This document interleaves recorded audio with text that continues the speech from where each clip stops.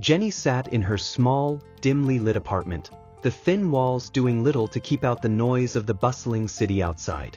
The faded wallpaper peeled at the corners, and the weak ceiling fan spun lazily, stirring the stale, humid air. This cramped space served as both her bedroom and living room, a constant reminder of how life had beaten her down. She sat on the creaky wooden bed, carefully administering medication to her frail mother, whose labored breaths echoed through the silence. Her son, little David, played quietly on the floor, his innocent laughter a sharp contrast to the weight that pressed on Jenny's chest. Desperate for a distraction, she grabbed the remote and turned on the dusty television. The flickering screen burst to life, and then her world stopped. There he was, Mr. Emmanuel. The screen showed his dazzling smile as he waved to an adoring crowd. The headline read, "The Man of the People, Leading Candidate for Governor." His tailored suit, his polished words, the carefully curated image of a savior for the state. But Jenny didn't see a hero. She saw a monster. Her heart raced. Her breath grew ragged. She felt like she was drowning in invisible waters, the walls closing in around her. Memories she had fought to bury surged to the surface, vivid and sharp, like shards of broken glass. She remembered his touch, his cruel laughter, and the darkness of that locked hotel room 5 years ago. The night he stole her innocence, leaving her with scars invisible to the world but carved deep into her soul. Tears blurred her vision, but rage burned hotter than her grief. How could he stand there, basking in praise, when he had left her broken? How could the world cheer for him while she fought to survive, raising the son he pretended didn't exist, watching her mother waste away because she couldn't afford proper care? Clenching her fists, she grabbed her phone and dialed the only person she trusted, Amara, her best friend, a fierce, no-nonsense lawyer who had always believed in her. "Jenny." Amara's voice was calm, steady, a lifeline. Jenny couldn't hold back. "That's him. He's on TV. The man who did this to me. Emmanuel." There was a beat of silence on the line, then Amara's tone hardened. "I'm coming over." That night, they sat side by side in the flickering glow of the television, Jenny recounting every painful detail.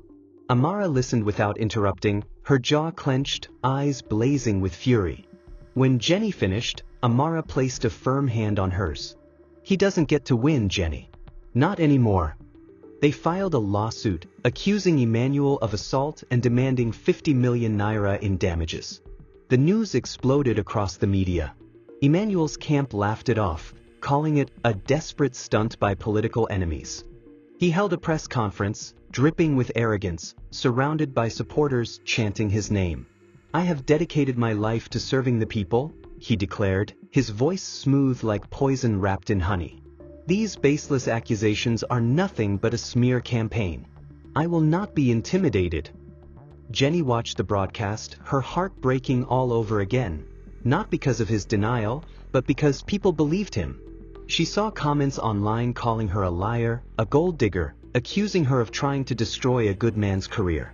Strangers who knew nothing about her pain turned her into the villain. But she refused to be silenced.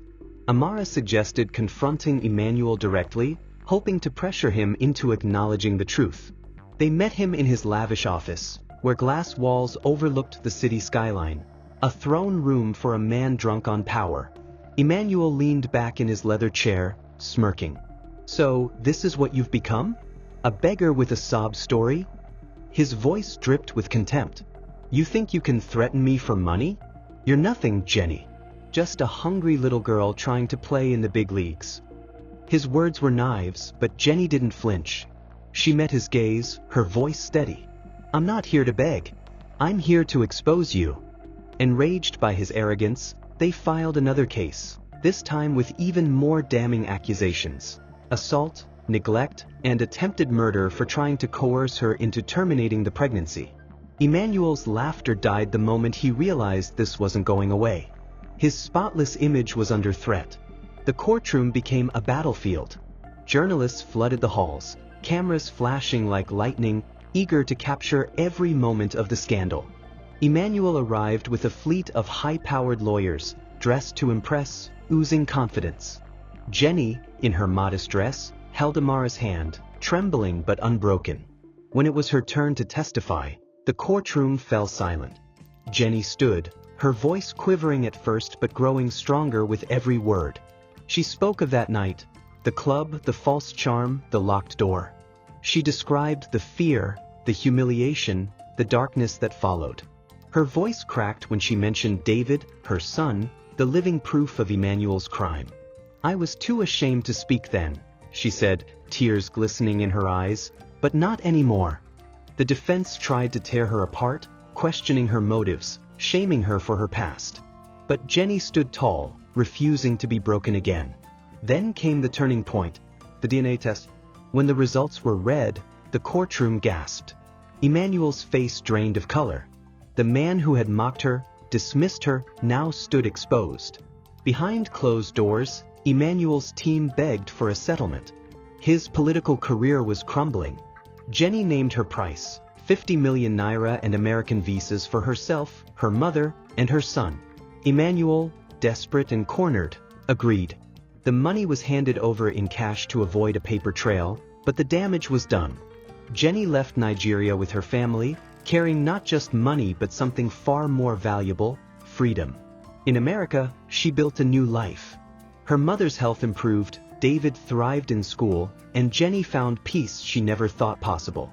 But Emmanuel's nightmare was just beginning. His party abandoned him. His reputation was in ruins. Drowning in debt and disgrace, he watched as everything he had built turned to ash.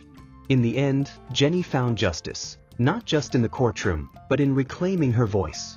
This is how a moment of selfishness and abuse of power can destroy a man's future, but more importantly, it's how courage can reclaim a woman's life.